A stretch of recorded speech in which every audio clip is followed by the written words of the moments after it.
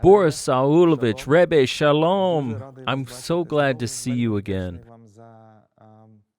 I'm grateful for our last meeting and for the very meaningful and extensive answers to rather difficult questions. And it's so nice that last time we progressed from more important questions of social, political relations to more spiritual ones. Afterward, we moved on to questions concerning interpretation and understanding of the Torah and Talmud, and the difference between them. And the last time we spoke with you about different ideologies, particularly Hasidism, and its influence on Jewish society, on the Jewish community. I wanted to say, on the Jewish congregations, rather, yes. Community is a perfectly normal word. I might occasionally use some IT terms here. I apologize right away. Also, I study a lot of material in a foreign language, in English, so such things might slip in. This time, I have prepared a list of questions for you.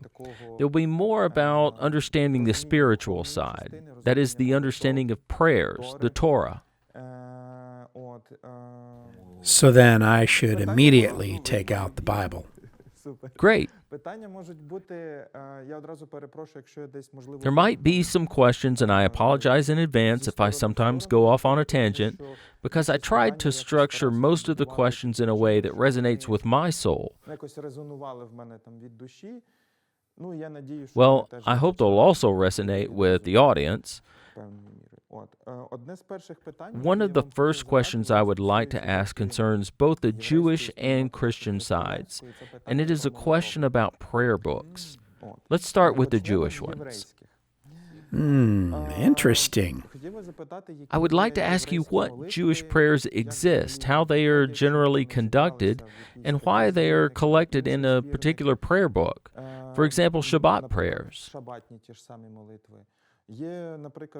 For instance, in traditional Jewish prayers, there is a Shabbat prayer for lighting the candles. This prayer, for example, is not in the Torah. In the Torah, there is simply the commandment, honor the Sabbath day, but nothing is said about candles. And perhaps there are a number of other prayers as well. I'll give you more examples later. How would you comment on where these prayers came from? How they were collected, why they are as they are, and what exists now? It's so nice that this time we'll have spiritual questions right from the beginning. I'm so glad that today we'll talk about prayer and prayer books right from the start.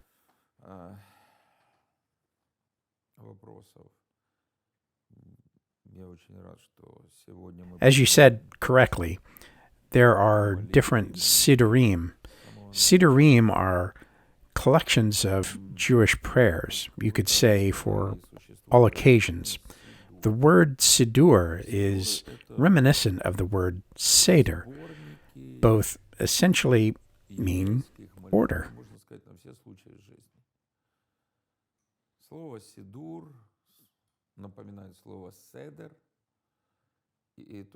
Actually, each siddur describes different types of liturgy. Liturgy used in different synagogues. In connection with this, for example, there are two main types of siddurim, the Ashkenazi siddur and the Sephardi siddur.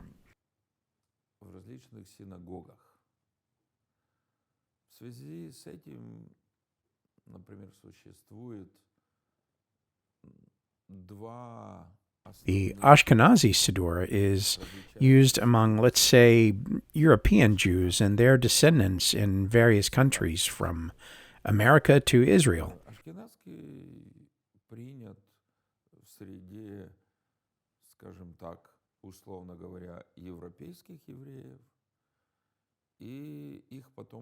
Why from America to Israel? Because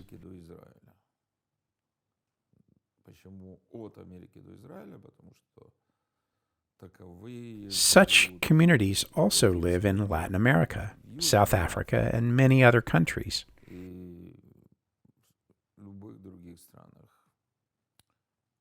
The Sephardi siddur belongs to Jews whose ancestors mostly lived in Arab countries, as well as in Turkey and Iran, or Persia. Sephardic synagogues also exist in many countries in Europe and America. Можно сказать, также Турции и Иране, Персии в основном. Сефардские синагоги тоже существуют в самых разных странах, и в Европе, и в Америке. And just as Ashkenazi Jews used Yiddish as their spoken language based on German, with German grammar and linguistics, sometimes called Nebendeutsch from German, То есть грамматика, грамматическая основа немецкая, даже в лингвистике называется Nebendeutsch, это около немецкий, то the Sephardim had Ladino as their spoken language. This is also a Jewish language, but using grammar and, of course, words from other languages, ranging from Spanish to Arabic. грамматики и, естественно, слов других языков, начиная с испанского, заканчивая арабским. The order of prayers differs somewhat, not only the order, but also the individual prayers that exist in one type of siddur may not exist in another type. Их нет в другом типе сидура. Теперь Currently, there are also siddurim from more modern streams of Judaism. What are these streams? For example, сидуры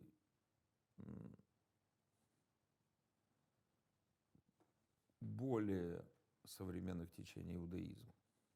Какие это течения? Reform Judaism, which was previously called Progressive Judaism. Реформистский иудаизм. This Judaism differs enormously from any streams of Orthodox or ultra-Orthodox Judaism. Отличается от любых течений ортодоксального и ультраортодоксального иудаизма. Кстати, By the way, I don't know how it is now, but previously there were separate Hasidic Siddurim, which differed from the traditional ones that are more familiar now. I'm simply not sure how significant these differences are today, because over the last roughly 100 or, let's say, 170 years, Hasidism has drifted closer to traditional Judaism and stabilized. сильно дрейфовал в сторону традиционного If you can put it that way, in many respects approaching the forms of Judaism that, since the mid-19th century, came under the umbrella of Orthodoxy. к тем формам иудаизма, которые We mentioned something about this earlier. ортодоксальным. Мы что-то упоминали об этом. By the way, a very interesting point. Sorry to interrupt. Last time we talked about this, and this is perhaps a bit of a digression, but it's interesting to note. We talked about the reforms in Hasidism and how some of the goals were to create a new breath, a new path in establishing a relationship with God. This idea was promoted by Baal Shem Tov, that God is a loving and merciful God, that He's with all people. These are foreign concepts to very normative types of rabbinic Judaism. And it turns out that after some time, Hasidism, after supporting this particular reform, later returned to its more conservative roots, right? Вы знаете, это очень интересная тема. You know, this is a fascinating topic, extremely fascinating. I'm always intrigued by it, and I'm continually reading about this subject. И читать некоторые материалы на эту тему меня очень Deeply interested in the transformation of various forms of Hasidism in the 19th century. In reality, the first generation of Hasidim in any of its forms except Shabbat, which is already far removed from the first generation, differed drastically from the traditional Judaism. Drastically. At that time, the term Orthodox didn't exist. From traditional Judaism and Rabbi Vilna Gaon, who was a beacon of Judaism and a universally recognized authority in all its directions, including Hasidism.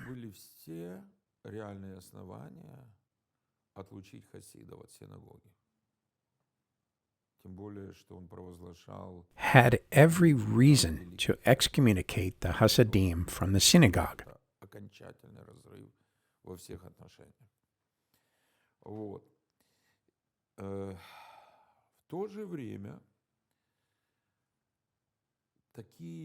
Moreover, he proclaimed more than once a great cherem, a cherem gadol,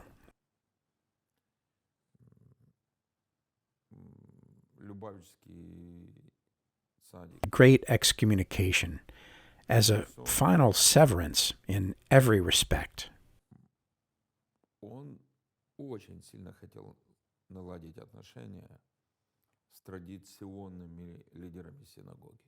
At the same time, Tzaddikim, such as the founder of Chabad, the Lubavitcher Tzaddik Schneerson, really wanted to establish relations with the traditional synagogue leaders.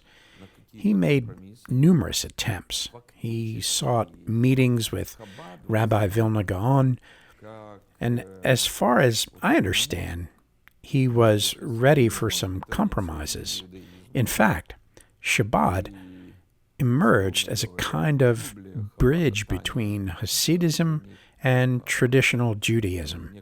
And so to speak, the Shabbat Bible, the Tanya, for them is simply, in some respects, a book which, along with the Zohar, a medieval compendium of Jewish teaching that forms the foundation of all Shabbat mysticism,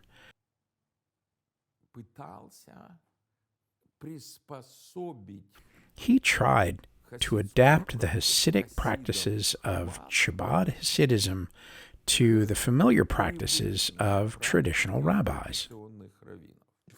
Including prayers as well. Yes, of course. The most interesting thing is that one of the true Hasidic tzaddikim of that time, who Rabbi Gaon called Shabbat, very vividly described what Shabbat is from a typical Hasidic point of view. Shabbat is like a gun. There's a gun, there's a bullet, there's gunpowder, but there's no trigger. Everything seems to be there. It even looks like it, but you can't shoot. This is very interesting because the gap between this more traditional form of Hasidism and the others was very serious and large. By the way, among other Hasidic courts, Shabbads are now considered, not all of them, but some other Hasidic courts consider Shabbads to be sects. And you were talking about reformists. Can we go back to that?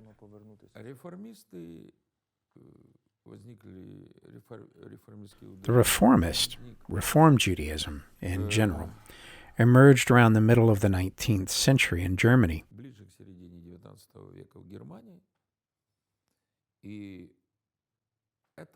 It was, in a way, a response of the cultural Jewish environment, including the rabbinic environment, to the challenges of modern, developed European society at that time.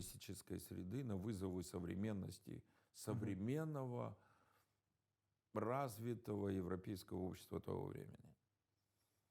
И до сих пор To this day, many traditional rabbis, especially Hasidic rabbis, and naturally those of the Sephardic stream of Judaism, don't consider Reform Judaism to be Judaism at all. вообще не считают реформистский иудаизм иудаизмом.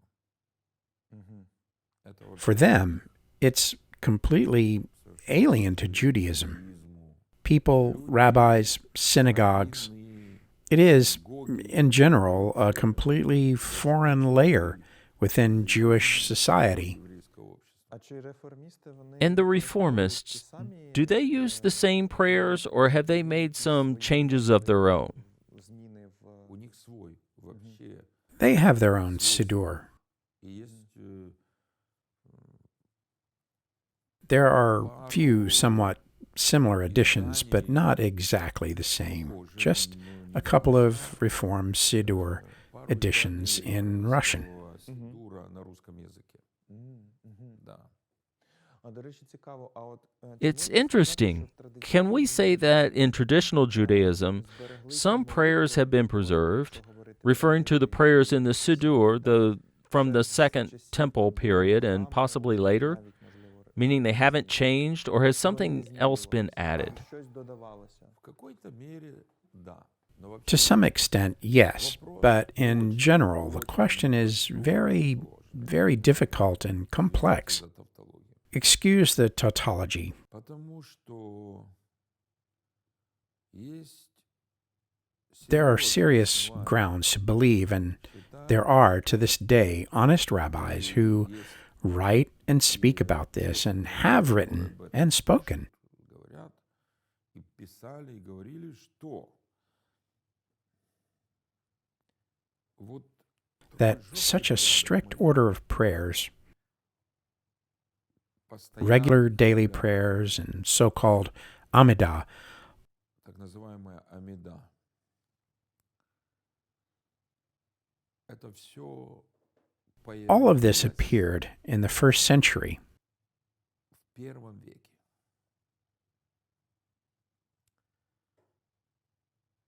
И вообще, In general, как бы the more or less clearly established order of prayers was formed when, let's say, the Pharisaic authorities, who were the predecessors of the future rabbis,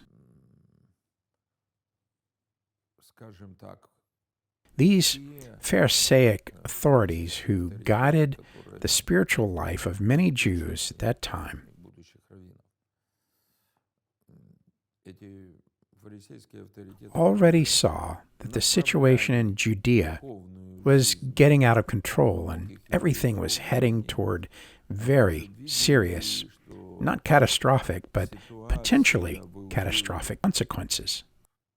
выходит из-под контроля, и все идет к очень серьезным, они надеялись, не катастрофическим, но They wanted to establish some order that could, in the near future, unite the various Jewish communities, not only in the land of Israel, but in many other places. в недалеком будущем мог объединять различные еврейские общины, не только в земле Израиля, но и во многих других местах. They would also allow them to control the lives of the Jewish people Таким образом позволил бы им контролировать жизнь еврейского народа, если что-то in case случится something extraordinary в happened in Jerusalem. Иерусалиме.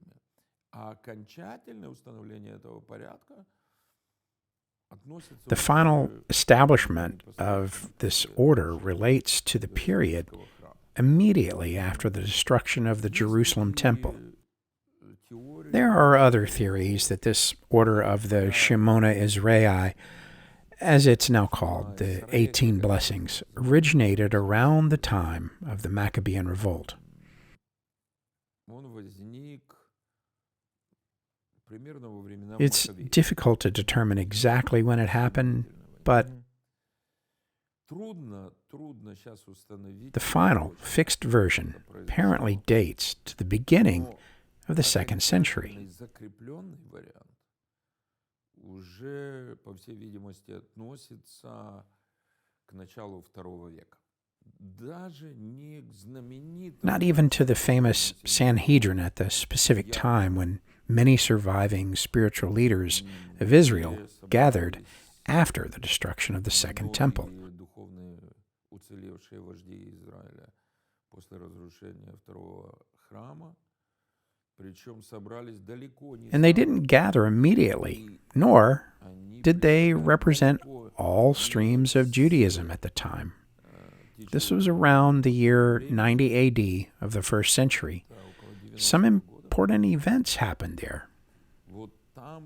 These leaders of Israel, who later came to be known as, in the full sense of the word, rabbis, in the modern sense, Те вожди Израиля, которые впоследствии стали называться в полном смысле слова, made decisions not only regarding the canon of the Torah, but also regarding the canon of the Tanakh. Торы, но и по канону Танаха, то есть двух других частей That is, the other two parts of the Bible, the prophets, the Nevi'im, and the writings, the Ketuvim. приняли решение. They also made decisions on some other matters.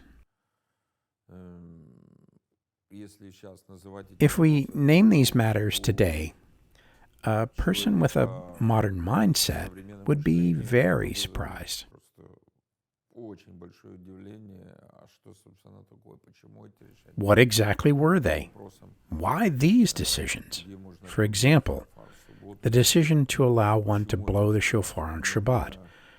Why were these decisions important? было очень важно. But for the Jews of that time, it was crucial. И вот сформировали And so they formed a more or less final list of the so-called brachot, так называемых blessings, благословений, that were to be recited regularly, every day, but if in the synagogue, then at least 3 times a week. 3 раза в неделю. Interesting. And that also includes the Shabbat prayers, right? Молитви, так. В принципі, це і Не могу ничего сказать. I can't say exactly when the Shabbat prayer was established. Indeed, while the temple existed, synagogues had only a supplementary role. Имели исключительно вспомогательное значение. И No one anywhere attributed to synagogues or synagogue services the kind of significance they've had since the destruction of the temple.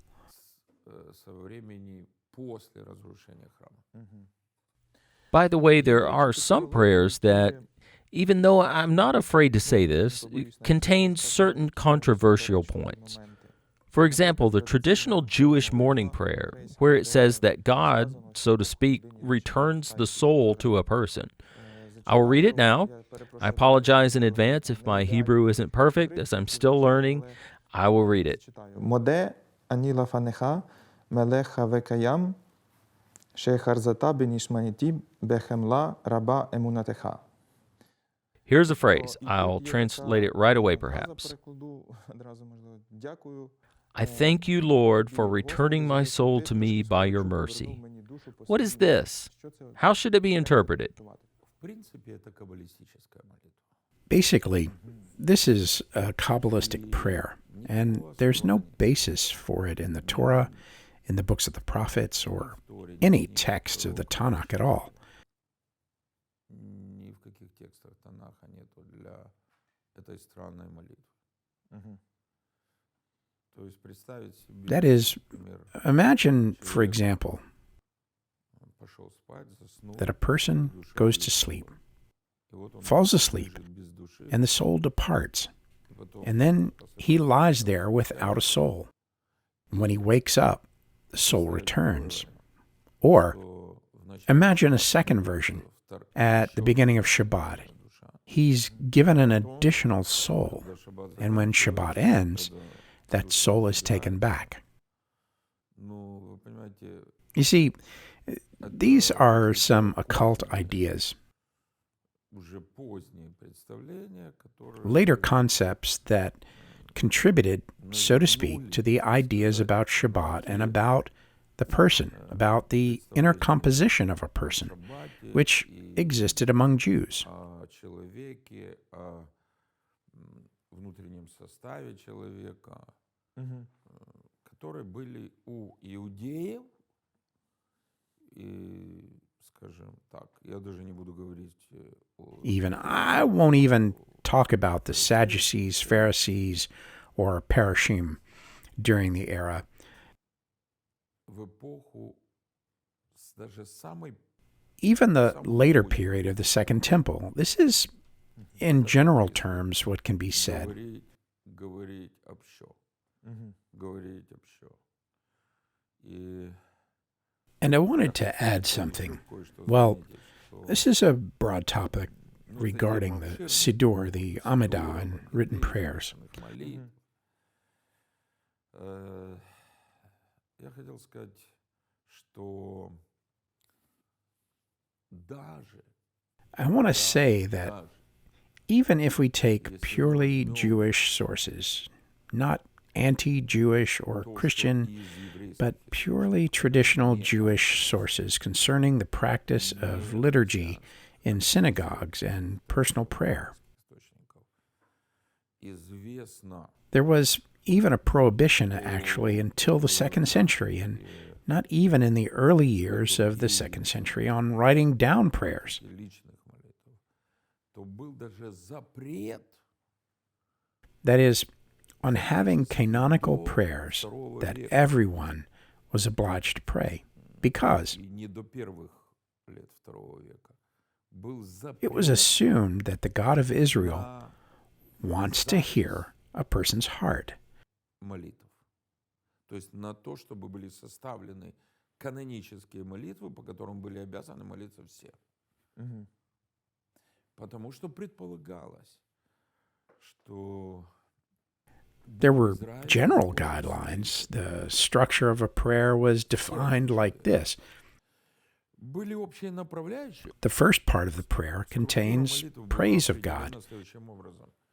The closing part contains thanksgiving. Это прославление Бога. And in the middle is the actual petition or request. Завершающее благодарение, а в середине вставлено These three parts, basically, it's a perfectly biblical approach. A perfectly biblical approach. вполне библейский подход. І навіть не записувати молитви. This is very interesting because my next question was about prayer and blessings from the Torah, from the Tanakh. In particular, I wanted to give an example from the Torah, from the book of Numbers. It's the blessing of Moses, Numbers chapter 6, verses 22 through 27. If you don't mind, I'll read it. Якщо ви не проти, я зачитаю. Благословение Aaron's blessing. The Lord said to Moses, "Tell Aaron and his sons that they are to bless the people of Israel this way. Say to them, May the Lord bless you and keep you. May the Lord make his face shine upon you and be gracious to you.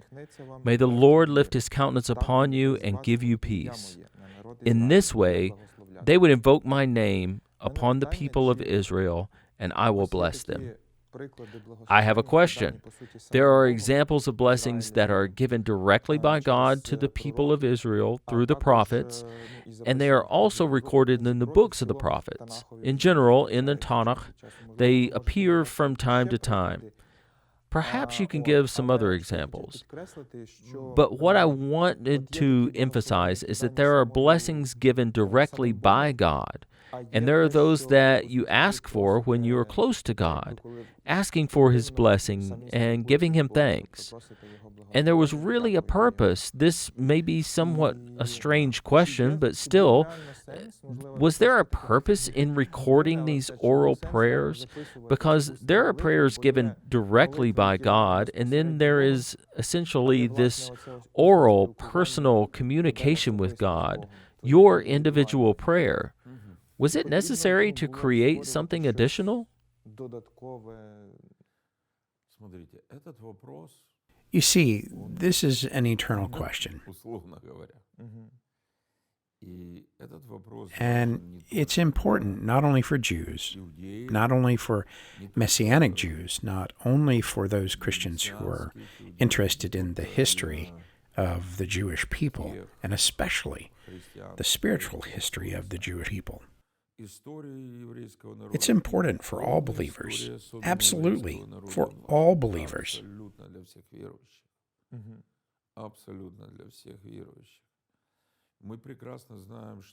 We know very well that there are prayer books in all traditional Christian denominations. By traditional, I would, for example, include the Lutheran Church and the Anglican Church.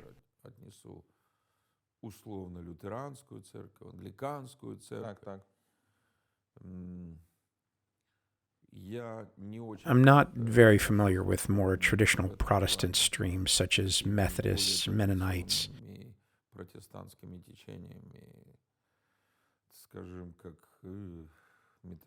the Reformed Calvinist churches, and some others.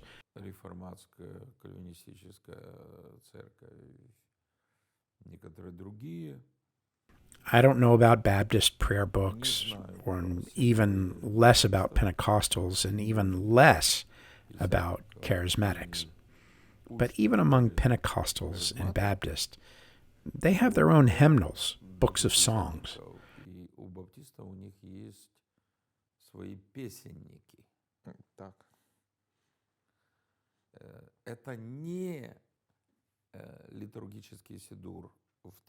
It's not a liturgical siddur in the traditional Jewish sense of the word, but basically, when Baptist or Pentecostal liturgy is organized, despite the diversity of services in different churches or prayer houses,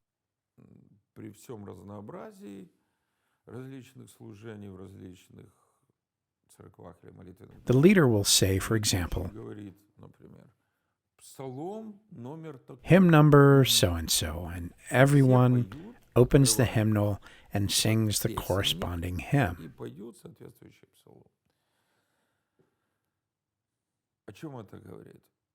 What does that tell us?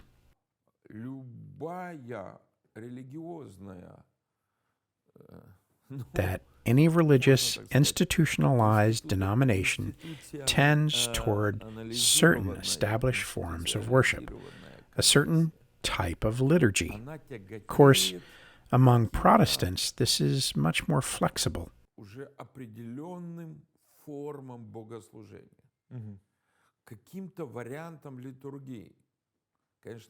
And accordingly, the further back we go in history, the more rigid it becomes.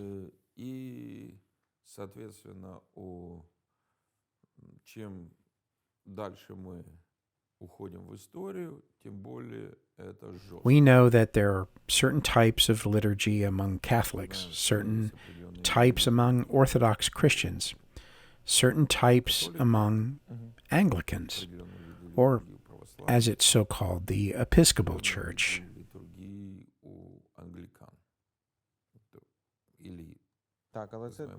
I just wanted to add, sorry to interrupt,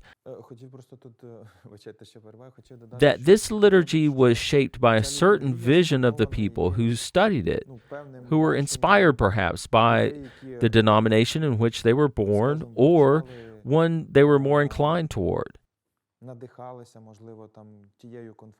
And in this way, they formed their own understanding, not exactly what is written. For example, there are prayers that Jesus Christ gave, or prayers that are clearly mentioned in the Tanakh, and they interpreted them in their own way. That's how it was overlaid.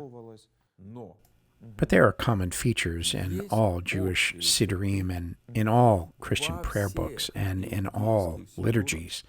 There are common traits. I'm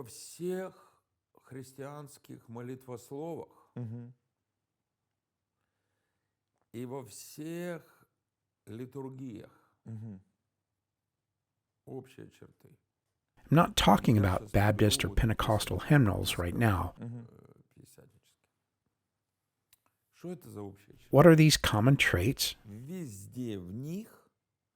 The book of Psalms is widely used in all of them. In all of them, the book of Psalms is widely used. By the way, why is that? And that's quite obvious. If you are familiar with the Psalms, in the Psalms of David primarily, and also in the others included in the book of Psalms, they contain prayers for practically every situation in life. Только молитвы на практически все случаи жизни, условно говоря. Да, практически Yes, на все. practically every circumstance, tragic situations, joyful occasions, festive events, situations of extreme pressure, deliverance from that pressure, and so on. Освобождение от этого давления и так далее, которое встречается в жизни. Everything that believers may experience, literally everything. If we talk about the fundamental aspect, Помимо этого, besides being prayers, they also express the state of the soul of a believer, любого because состояния it's not души always a верующего, prayer in the strict sense. потому что далеко не всегда это молитва. Well, yes. Далеко не всегда. It's far from always being a prayer, no matter how broadly we understand prayer. Не понимали. То есть псалмы — это универсальная вечная книга, которая The Psalms are a universal, eternal book, suitable for everyone who believes in the God of Israel, мере провозглашает. or at least proclaims that they believe in the God of Israel. Дуже вам дякую. Thank you very much. I have one last question, but you have already partially answered it. We have discussed it. Ми його проговорили. Це що в This is about the fact that in Christian denominations, there are their own prayers in liturgies and prayer books. For example, I would like to mention one prayer that is extremely important for many Orthodox Christians. It is the I believe prayer. Essentially, this is a prayer that was actually created by the church. That is, it does not appear anywhere in the canonical primary sources. Yes, it's the creed. It's called the creed. Есть несколько There are several creeds. так называемый апостольский символ веры. There is the so-called Apostles' Creed, which is very simple and not expanded, although it probably was not created in the time of the apostles. Он был создан во времена апостолов. Все равно это It's поздний. still later. Например, когда мы говорим об Just like, for example, when we talk about the apostolic rules, these are certainly not the rules of the apostles themselves. They arose a couple of hundred years after the apostles. пару сот лет после апостолов. Ну и самый известный The most famous one is the Nicene Creed, and its variation, the Niceno-Constantinopolitan Creed. символ веры. Вот. Ну, в Well, принципе, и апостольский Basically, символ both the веры, Apostles' Creed and the Nicene и Creed are еврейский символ suitable веры, for all они подходят Christians.